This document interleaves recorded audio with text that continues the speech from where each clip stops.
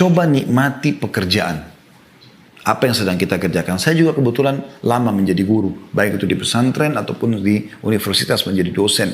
Dan saya melihat tidak ada cara yang paling efektif untuk bisa memberikan informasi yang tepat kepada anak didik kita. Kecuali dengan kita menikmati pekerjaan tersebut. Kita ikhlas. Saya pribadi menjadikan mereka adalah aset-aset amal jariah saya. Saya berharap siswa di pesantren dulu ayah saya didik di Makassar.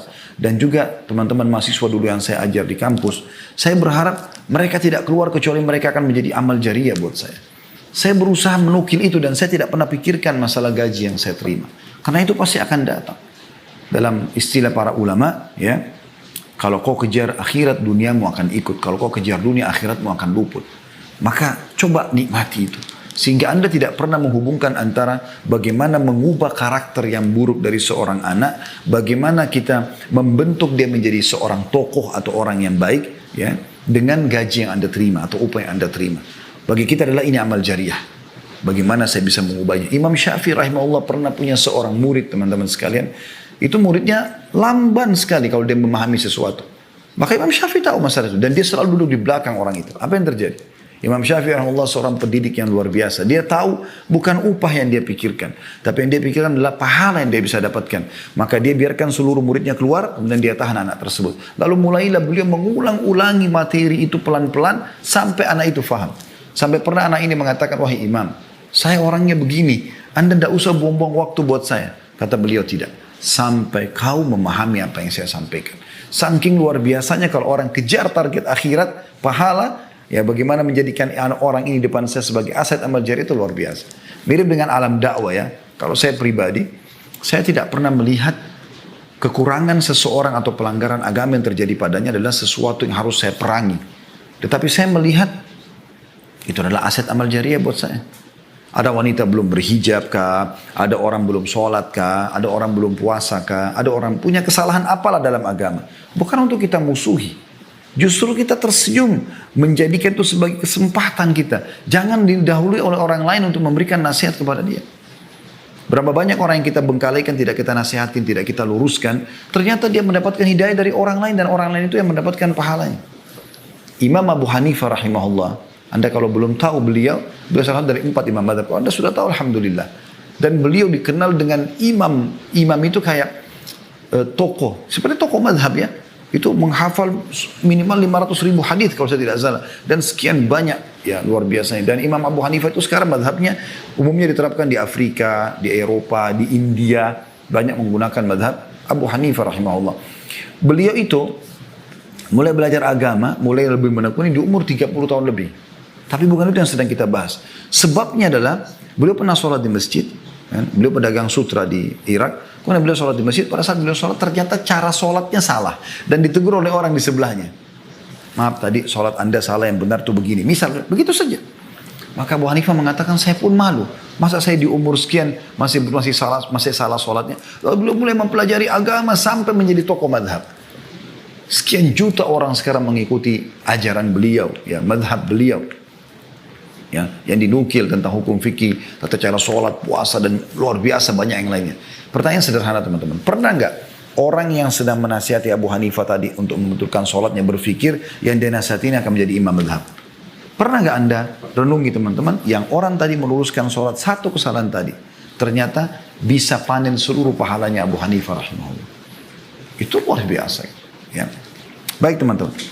Kriteria pendidik yang baik, yang pertama bagi orang tua dan juga anak, bagi guru ya maaf, bagi orang tua dan juga guru pendidik di lembaga pendidikan. Yang pertama teman-teman, pemaaf dan tenang. Ini penting sekali, pemaaf dan tenang. Kalau orang sudah seperti kita sudah bisa mengontrol emosi segala macam, maka tentu orang tidak akan melakukan kesalahan. Dan kalau anda selalu yang terbawa adalah emosional, anda tidak akan pernah bisa memperbaiki orang. Perhatikan apa yang Allah sebutkan tentang masalah pemaaf ini. Allah sebutkan dalam surah Al-Imran, surah nomor 3 ayat 134. Kalau anda yang sedang mengikuti acara kita ini bisa membuka aplikasi Al-Quran di handphone, coba dilihat ya. Al-Imran surah nomor 3 ayat 134. Allah Subhanahu wa taala berfirman, "A'udzubillahi minasyaitonirrajim wal qadhimin al-ghaidha wal 'afina 'anil nas wallahu yuhibbul muhsinin." Ini tentu potongan ayat ya. potongan ayat Al-Imran 134. Yang bunyinya, dan orang-orang yang menahan amarahnya. Qadhiminal ghayz, kata ulama, ya, adalah orang yang marah dalam kondisi dia punya power, dia dalam kondisi benar, dia marah, dia bisa lampiaskan. Tapi dia qadhim, qadhim artinya dia menahannya. Justru pada saat itu, wal qadhiminal ghayz, Allah malah memuji mereka. Lalu Allah mengatakan wal afina anin nas, orang yang suka memaafkan orang lain. Maafkan. Mereka masih jahil. Kalau mereka sudah tahu seperti kita, maka tentu saja mereka tidak akan lakukan. Maafkan mereka. Jadikan mereka, tadi saya bilang, aset amal jariah Anda. Wallahu yuhibbul muhsinin, dan Allah suka orang-orang yang berbuat kebaikan. Maksudnya siapa? Tadi orang yang menahan emosinya, padahal dia bisa melampiaskan karena dia seorang guru, dia orang tua, dia bisa main pukul, main segala macam hukum, tapi tidak. Dia dahulukan sifat kasih sayangnya, pemaafnya. Dalam ayat yang lain, Allah SWT memerintahkan dalam surah Al-A'raf ayat 199. Al-A'raf 199 yang berbunyi, A'udzu billahi minasyaitonir rajim, khudil afwa wa'mur bil 'urfi wa'arid 'anil jahilin. Peganglah sikap memaafkan. Pelongkan. Tapi dia jahat Ustaz. Iya. Tapi kan dia bodoh Ustaz. Iya. Kita juga tahu. Semua juga orang tahu. Tapi agama Anda, Allah Tuhan Anda mengajarkan Anda apa? Allah mengatakan khudil afwa. Peganglah sikap memaaf itu. Nah, begitu ada masalah, maafin. Ya. Dan suruh orang mengerjakan yang ma'ruf. Ajarkan mereka supaya mereka tidak salah lagi. Dan berpalinglah dari orang-orang jahil. Maksudnya jangan jadikan mereka sebagai teman, tapi luruskan kesalahan. Juga dalam surah Al-Hijr ayat 85, ya, Allah Subhanahu wa taala berfirman, A'udzubillahi minasyaitonir rajim, fasfahis safhal jamil. Maafkanlah mereka dengan pemaafan yang baik. Awet muda berhasil akan mendidik. Itu luar biasa. Mendidik. Saya dapat kisah tentang Syekh Sudais, Abdurrahman Sudais, Imam Masjid Haram. Sekarang sudah 60 tahun lebih umurnya. Hafizahullah, beliau hafal Quran. Kalau baca Quran, siapa yang tidak suka suaranya? Saya pernah ke hutan Afrika, hutan di Irian, ya. Itu saya dengar masjid di sana itu ada melantunkan tilawahnya Syekh Sudais. Saya sampai berpikir kalau Syekh Sudais tahu suaranya sampai di hutan-hutan Irian ditilawakan, mungkin beliau menangis kan. Luar biasa gitu. Salah satu kisah pernah dinukil oleh seseorang mewawancarai beliau sambil bertanya, apa kata kunci suksesnya Anda ini? Apa kata beliau? Dulu waktu saya kecil kalau saya nakal, ya, maka ibu saya mengatakan, pergilah ke Masjid Haram, semoga kau jadi imam haram. Ibunya lagi marah, bukan malah marah, tapi dia malah mendoakan kebaikan. Dia mengatakan, pergilah ke Masjid Haram. Artinya, sekarang ke Masjid Haram terserah mau buat apa di Masjid Haram. Kalau sholat ikut sholat, ada ulama ikuti halakanya, tapi secara umum pergilah ke Masjid Haram. Semoga kau jadi imam haram. Selalu itu yang dinukil. Sambil tersenyum beliau mengatakan, itulah rahasia saya bisa menjadi imam. Banyak orang jadi imam Masjid Haram, tapi siapa yang dikenal? Pilihan dihitung jari, termasuk beliau. Hafidhahullah. Baik teman-teman sekalian, tentu ini bahasanya panjang, saya langsung masuk ke sifat yang kedua. Yaitu tadi pemaaf, yang kedua adalah lemah lembut dan menjauhi sifat kasar. Bedakan antara tegas sama kasar, beda ya. Tegas itu lakukan ini, jangan lakukan ini, itu tegas. Boleh tegas. Rasulullah SAW tegas di beberapa hal. Kalau memang itu sudah sampai pada pelanggaran agama misalnya. Tapi bukan keras. Keras itu mata melotot, tangan melayang, kaki menendang. Mulutnya kotor mengucapkan kata-kata yang luar biasa. Perhatikan bagaimana Aisyah menukil kisah atau riwayat bahwasanya baginda Nabi SAW bersabda, Inna allaha rafiqun yuhibbur rifqa. Allah itu lemah lembut, maha lemah lembut. Dan dia mencintai kelemah lembutan itu. Wa yu'ti 'alal rifqi ma la yu'ti 'alal 'unf. Dan dia memberi karena sikap lemah lembut sesuatu yang tidak diberikan kepada sikap yang keras. Artinya efek hasilnya beda. Lemah lembut dengan keras. Wa ma la yu'ti 'ala ma siwah. Dan juga segala sesuatu yang tidak diberikan kepada selainnya. Maksudnya selain lemah lembut. Apapun metode selain lemah lembut, maka akan efeknya beda dengan lemah lembut. Ya. Dan ini diriwayatkan, sudah disebutkan tadi oleh Bukhari. Ya. Atau dinukil sebelumnya ya. Jadi kalau di rumah Anda ada lemah lembut, tutur kata yang santun, suami pada istri, istri pada suami, orang tua pada anak, anak pada orang tua, berarti Allah sedang menginginkan kebaikan buat rumah tangga Anda. Ini luar biasa. Begitu juga dengan lembaga pendidikan tentunya. Ya. Kemudian dalam hadis yang lain kata Nabi SAW, Inna Allah rafiqun yuhibbur rifqa fil amri kullih. Allah itu maha lemah lembut dan dia mencintai kelemah lembutan dalam segala urusan. Ya, kalau Anda tadi mengatakan, mungkin nggak kita pilah-pilah. Kata Nabi SAW, segala urusan kelemah lembutannya. Ini diriwayatkan juga sama oleh Imam Ahmad tentunya. Juga Ummul Mukminin radhiyallahu anha menukil bahwasanya Rasulullah SAW bersabda, ini maksudnya Aisyah Ummul Mukminin radhiyallahu anha, "Alaikum birrifqi inna rifqa la yakunu fi syai'in illa zanah, wa la yunza'u min syai'in illa syanah."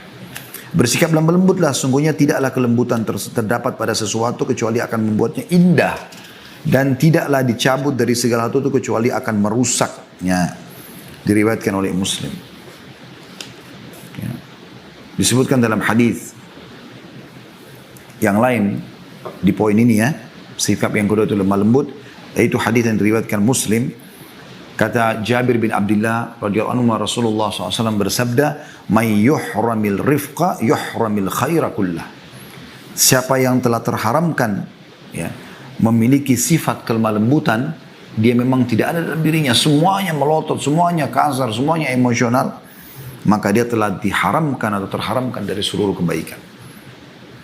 Sifat yang ketiga ya, yaitu penyayang. Penyayang ini artinya selalu ingin mendahulukan orang lain. Tadi kan lemah lembut ya. Penyayang. Dinukil dari Imam Bazzar meriwayatkan dari Ibnu Umar radhiyallahu anhu bahwasanya Rasulullah SAW bersabda, sungguhnya Allah tidak menyayangi orang yang tidak sayang kepada anaknya.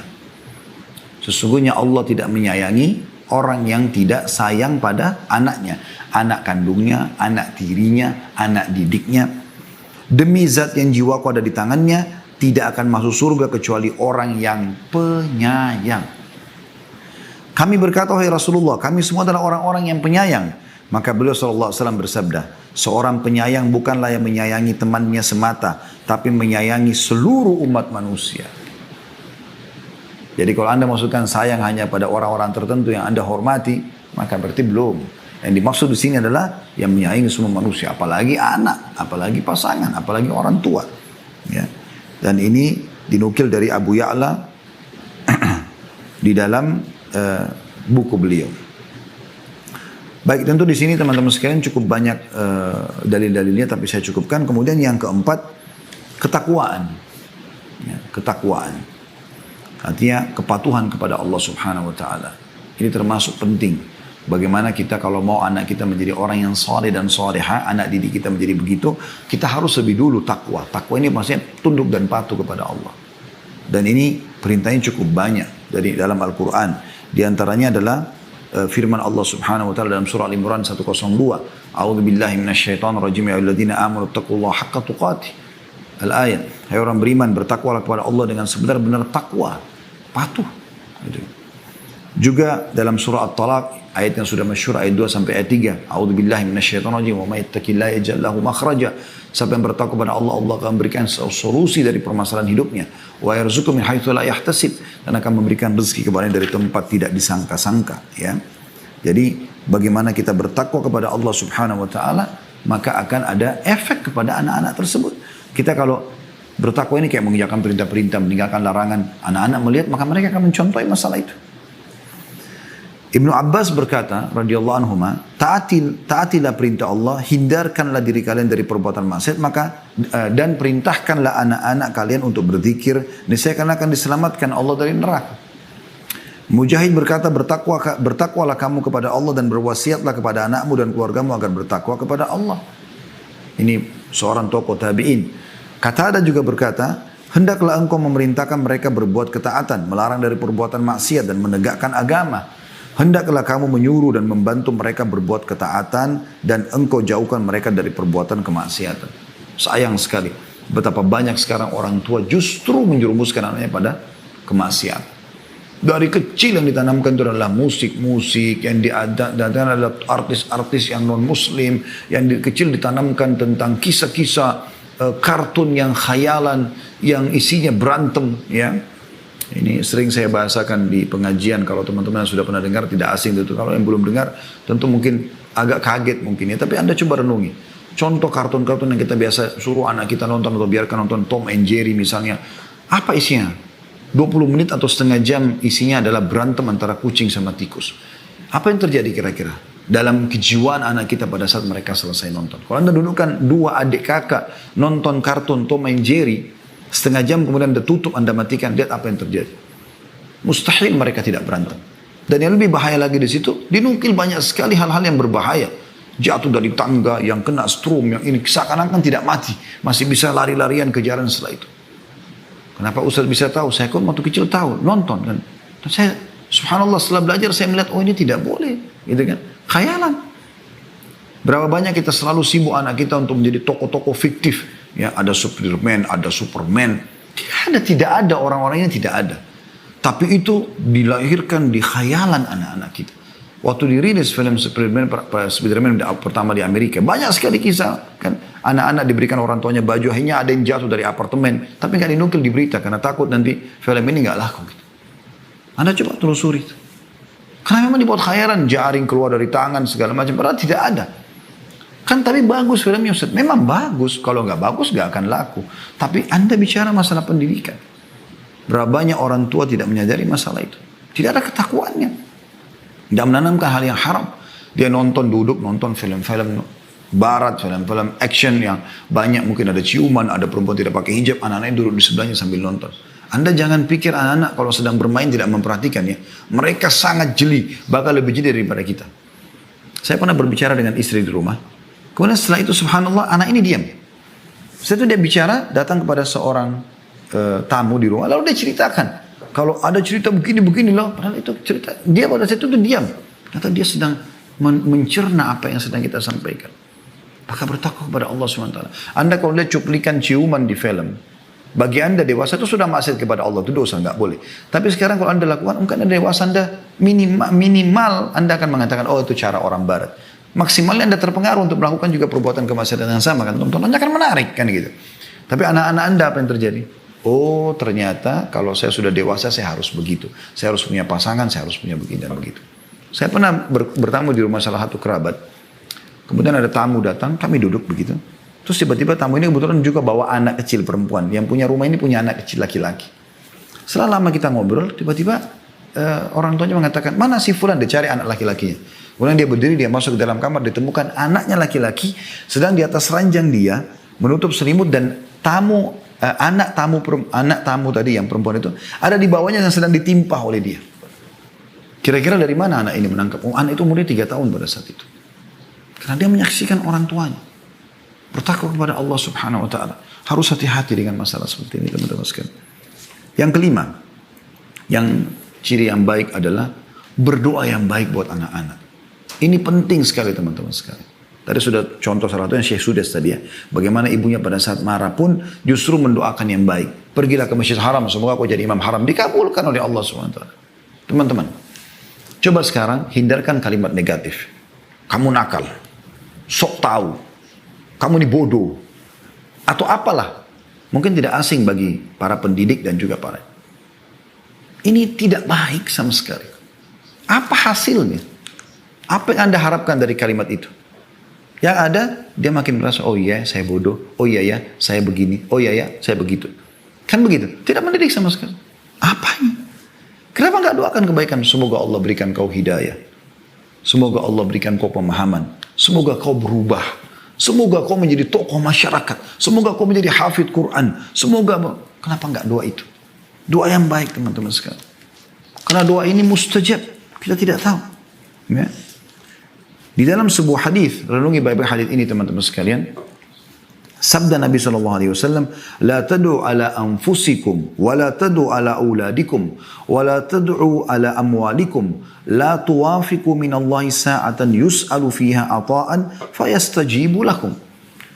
Janganlah kalian mendoakan keburukan terhadap diri kalian. Misal Anda lihat di cermin, kok saya jelek ya? Padahal ini ciptaan Allah. Anda cantik, Anda gagah. Walaupun Anda melihat itu jelek, itu ciptaan Allah Subhanahu wa taala. Kita cuma menunggangi badan ini kok. Ya kan? Jangan doakan keburukan.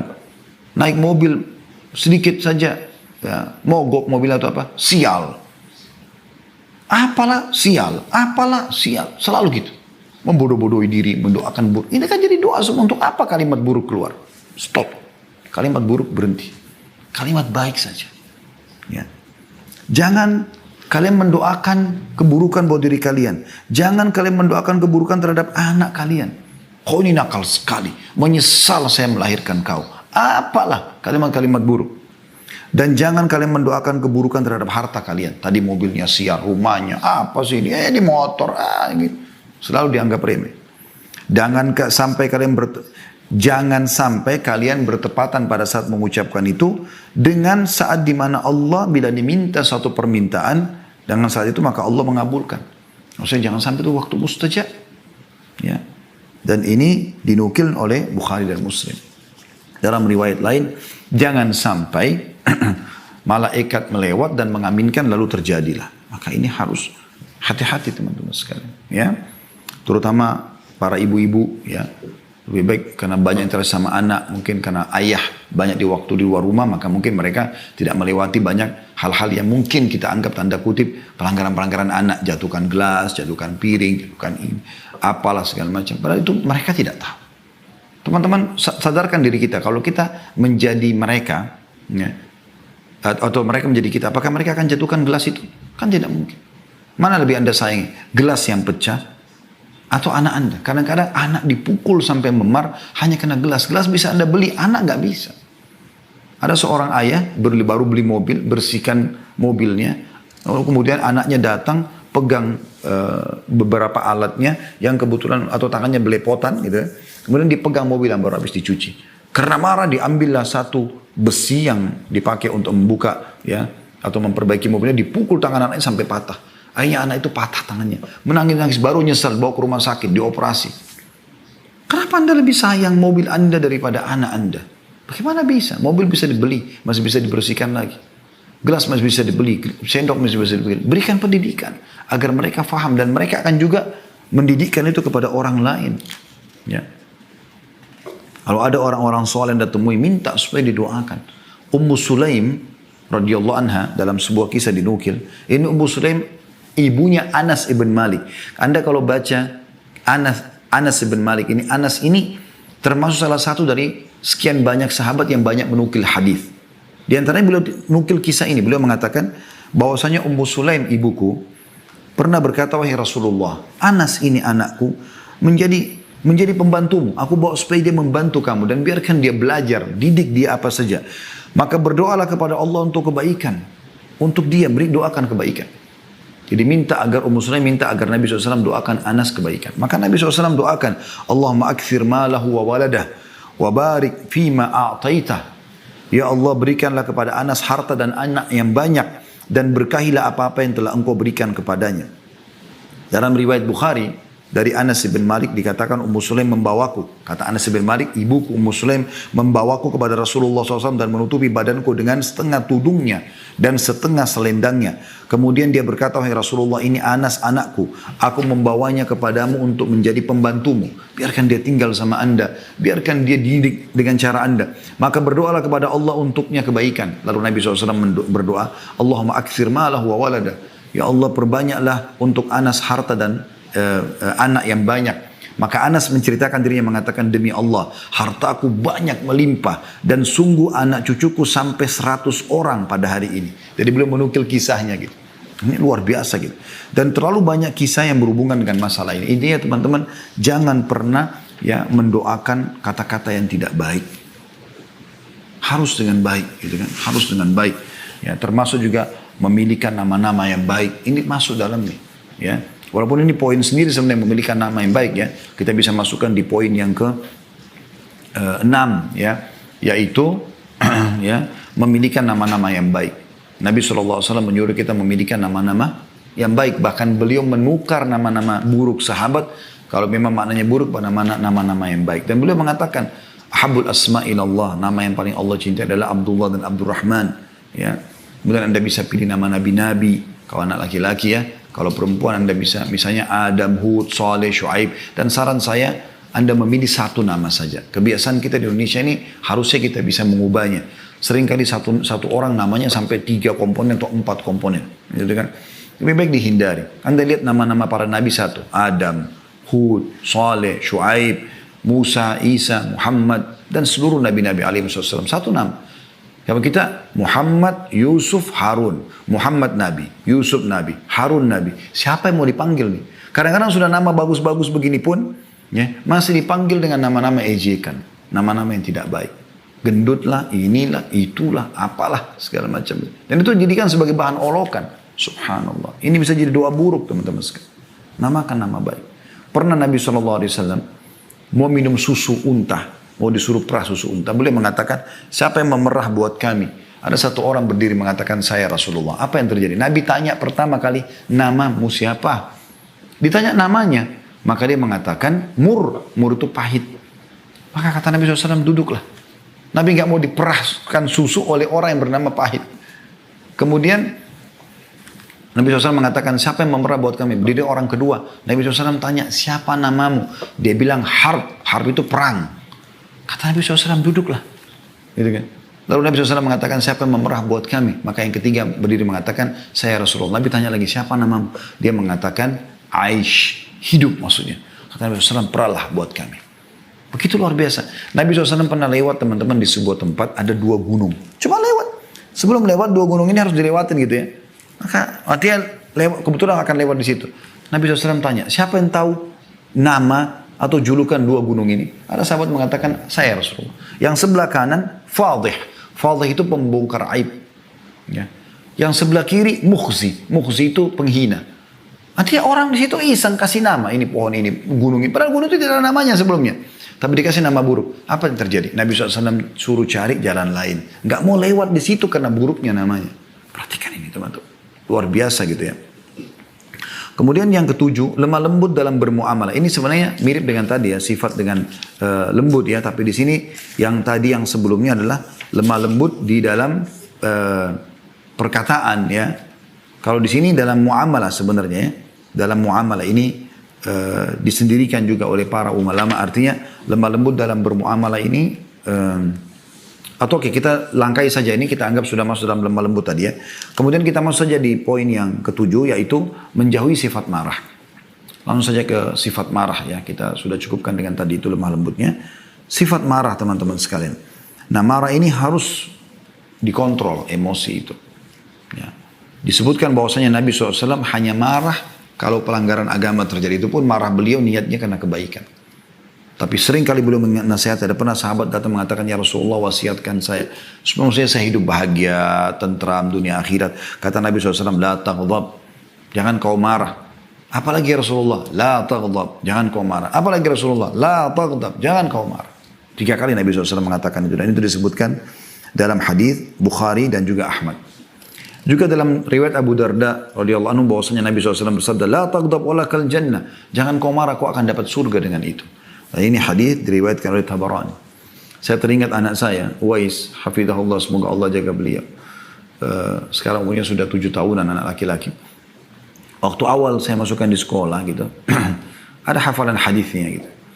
Nah, hadis ini disebut, diajarkan di sekolah. Ya. La taghdab walakal jannah, jangan marah bagimu surga gitu. Jadi dia, kalau dia main sama adiknya mulai marah, dia sampaikan, ada hadis loh, la taghdab walakal jannah. Dan dia pernah bilang juga sama ibunya gitu. Pada saat ibunya sedikit mungkin marah dengan beberapa sikapnya, dia mengatakan, la taghdab walakal jannah, jangan marah bagimu surga gitu. Nah sekarang kami pun kadang-kadang bercanda sama dia. Kalau dia sedikit ada marah sama adiknya, wais, la taghdab walakal jannah, jangan marah bagimu. Dia tersenyum. Dan ini satu hal yang luar biasa gitu kan. Jadi kita biasakan tidak terbawa dalam arus emosional itu.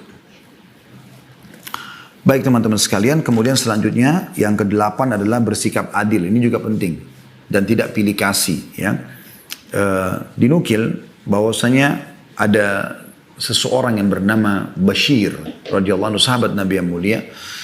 Dia punya beberapa orang anak, tapi ada satu anaknya namanya Nu'man. Nu'man ini sangat bakti dengan Bashir. Lebih daripada saudara-saudaranya. Maka dia datang kepada Nabi SAW. Si Bashir datang, si Ayah datang mengatakan, ya Rasulullah, ini anak saya, Nu'man, saya mau kasih sesuatu dia. Maksudnya karena dia lebih bakti daripada saudaranya yang lain. Saya mau minta anda jadi saksi. Apa kata Nabi SAW? Apakah kau lakukan itu pada anakmu yang lain? Dia bilang tidak ya Rasulullah. Kata Nabi SAW, kalau gitu saya nggak mau jadi saksi. Lalu Nabi balik bertanya kepada Bashir, mau nggak kau anak-anakmu berbakti secara rata, sama semua? Dari yang pertama sampai yang paling bungsu, semuanya sama. Laki-laki perempuan sama baktinya dengan kau. Atau kepadamu, kata Bashir, iya ya Rasulullah. Kata Nabi SAW, kalau gitu adillah dalam pemberian kepada mereka. Bermuamalah pun begitu. Hati-hati teman-teman. Cium pun usahakan adil. Saya kadang-kadang subhanallah kalau mau terapkan ini, kalau anak-anak pada datang di rumah, saya kalau cium yang satu, saya langsung tanya pada istri saya, mana si fulan, anak kita yang lain. So saya datang saya ciumin juga. Takutnya nanti Allah hisap gitu loh. Saking hati-hatinya.